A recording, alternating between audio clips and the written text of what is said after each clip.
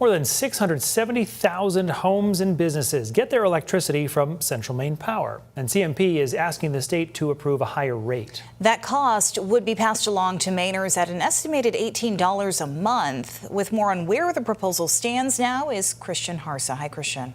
Hi, Brian and Amanda. These discussions of electric rates can get complicated with a lot of layers, so think about this rate request as a lawsuit where Central Maine Power is asking a judge to agree to this rate hike. We're their lawyer in this lawsuit, and we're just at the beginning stages of that suit.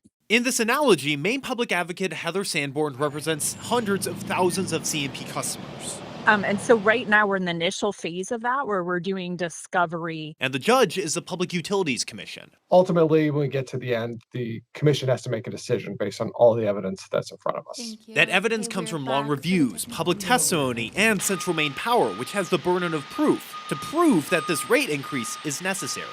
We're still living in the same state that is the most forested state in the nation, and we're still trying to serve our customers as reliably as we can. Spokesperson Dustin Volkowski says CMP needs more revenue to hire personnel, improve wires, and strengthen Maine's grid. Prolonged and frequent power outages are very costly to them. If you can't go to work and operate your business, there's a cost for that as well. The Maine Public Advocate's Office estimates the cost being about $18 more each month for the average Mainer. We can do better. Objecting to that, Our Power Executive Director Seth Berry says his estimates show CMP could get by with a $9 increase. By reducing the return on equity, we don't just benefit the next year, the next 12 months, we also benefit the future. In this proposal, CMP is also asking for a higher return of equity rate, which goes from 9.35% to 9.8%.